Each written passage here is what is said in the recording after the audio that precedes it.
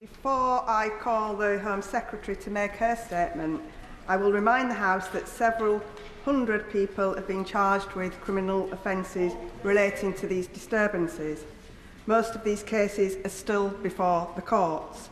Public order is a matter of national importance, and I am therefore granting a limited waiver to the House's sub judice resolution in the following terms. Members may make statements of fact about the circumstances of the unrest, about the number of people arrested, charged and sentenced, and about the kinds of behaviour exhibited during these events.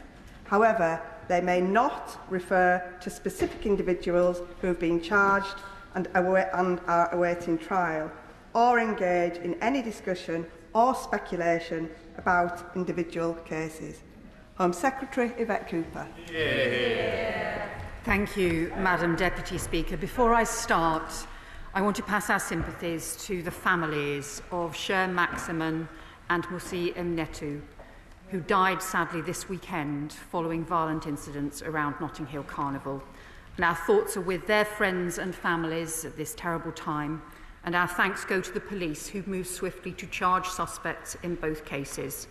There is no place for such appalling, senseless violence on our streets, and this government is determined to stamp out the scourge of serious violence wherever it is found. With permission, Madam Deputy Speaker, I will now make a statement on the violent disorder that occurred earlier this summer. Just before the parliamentary recess, I made a statement to this House on the horrendous attack that took place in Southport on the 29th of July. 5 weeks on, our hearts still ache for the 3 precious little girls who lost their lives, for their loved ones, and for the other children who were injured or endured unspeakable horror that day. The House will know that a suspect has been charged and the investigation into the attack is ongoing. Those grieving families, the Southport community and the country will need answers, but for that reason the legal process must now take its course. That day in the House, all of us came together in sorrow and in solidarity with the families and with the people of Southport. And I spoke of the bravery, the compassion and the distress of the police, the paramedics and the firefighters that I had met that morning who were first on the scene. So it is truly appalling that within hours of that statement, those same Southport police were facing the most disgraceful, violent attacks from criminals and thugs.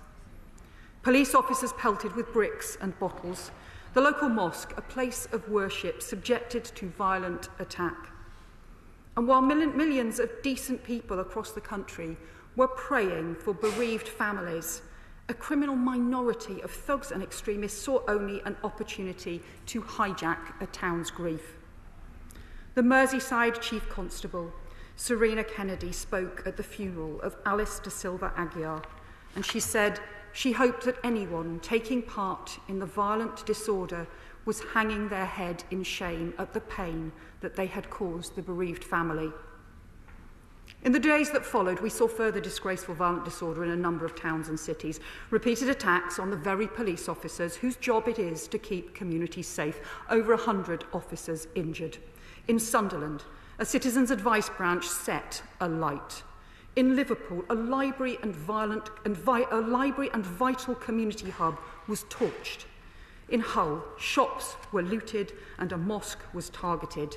In Rotherham, a hotel used as asylum accommodation was set alight when people were inside. In Bolton, clashes between rival groups involved fireworks and bottles thrown. And we saw people targeted on the streets because of the colour of their skin.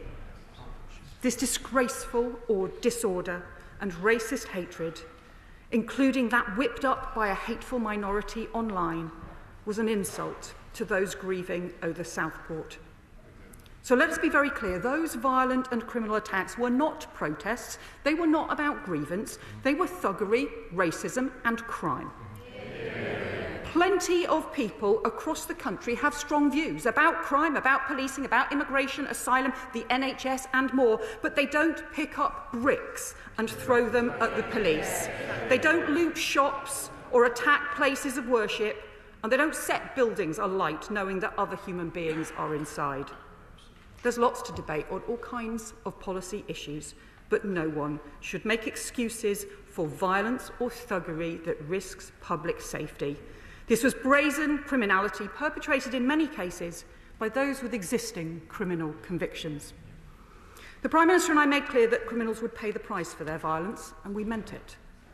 The Prime Minister announced a new National Violent Disorder Programme to bring together the best policing capabilities and enhance intelligence sharing across forces.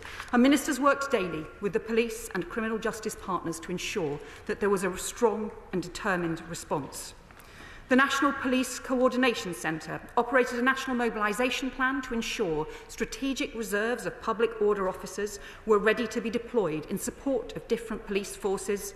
Over 40,000 officer shifts were worked by public order officers over 10 days, with over 6,600 public order officers deployed on one day alone. Rest days were cancelled, additional hours were worked. The Crown Prosecution Service deployed over 100 additional prosecutors, boosting their 24-hour charging service with additional advice from the Director of Public Prosecutions so they could move swiftly to charge. The Ministry of Justice accelerated the work on new cells to bring 500 more prison places on stream earlier, and the Lord Chancellor made clear that the courts stood ready to hear all the cases coming through. And the Home Office established new rapid procedure for security support for mosques to ensure that communities felt supported and felt safe. In total, around 1,280 people have been arrested, around 800 charges have been made, and over 570 individuals have been brought before the courts for offences like violent disorder, assaults on emergency workers, arson, and for encouraging violent attacks online.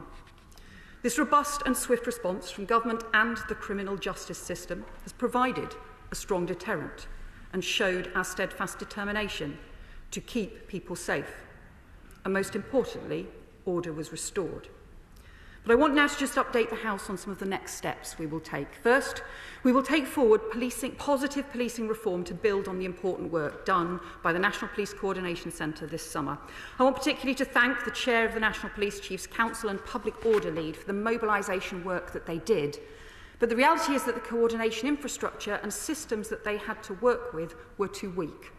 And I'm therefore asking His Majesty's Inspectorate of Constabulary and Fire and Rescue Services to work quickly with the NPCC, the College of Policing and National Lead for Public Order to review the lessons from this summer's events so we can ensure strong coordination intelligence systems are in place and that there is sufficient public order policing for the future. Second, as well as ensuring there's proper punishment for those responsible for the disorder, we'll be pressing forward at pace with this government's mission to take back the safety of our streets and restore respect for the police and rule of law. We will put thousands more neighbourhood police officers and PCSOs back on the streets, reversing the collapse in community policing and rebuilding the relationship between local communities and forces. And this government is very clear. Wherever and whenever violence and disorder emerges, whether in Hartlepool or Hare Hills, Sunderland or Stoke, we expect crimes to face consequences and perpetrators to face the full force of the law. And the criminal violence we saw after the Southport attacks was not the only violent disorder this summer. We also saw disgraceful arson and attacks on the police in Hare Hills. In that case too, 32 people have been arrested, and in the last week, 3 men have pled guilty for arson and violent disorder after a bus was set alight. But third, I've been concerned for a long time not enough is being done to counter extremism, including both Islamist extremism and far-right extremism, as there's been no proper strategy in place since 2015. I have ordered a rapid review of extremism to ensure we have the strongest possible response to poisonous ideologies that corrode community cohesion and fray the fabric of our democracy. And alongside that, the Deputy Prime Minister is overseeing cross-government work to consider how we support our communities and address issues of cohesion in the longer term. Fourth, the Secretary of State for Science, Innovation and Technology will strengthen the requirements for social media companies to take responsibility for the poison proliferated on their platforms with the rollout of the measures in the Online Safety Act, and we will continue to be clear that criminal content online results in criminal sanctions offline. And fifth, we stand ready to support the police through the Special Grant for Policing, and the Home Office will work with police and crime commissioners to ensure that the Riot Compensation Act works effectively in the areas that are affected. Madam Deputy Speaker, the country recoiled in horror at the scenes of violence and disorder in some cities and towns earlier in this summer. But let there be no doubt, the minority of criminal and thugs who sought to cause havoc do not represent Britain. Instead, across the country, we saw decent people coming together to support each other, to clean up the damage, to rebuild communities. The bricklayers who repaired the wall of the Southport Mosque, the residents who donated funds and books to restock the Spellow Library, the volunteers in Sunderland who found a new site to offer community advice, and there are so many more examples. And those small, unassuming acts of selflessness should serve as a message to the criminals and extremists that they do not speak for Britain and they never will. I commend this statement to the House. You actually made it to the end of the video. Thank you for watching the video. If you would like to subscribe to the channel, which, why haven't you already, is somewhere over there. And also, if you want to watch more videos, also check out over there. I've been Jake from Just Jake.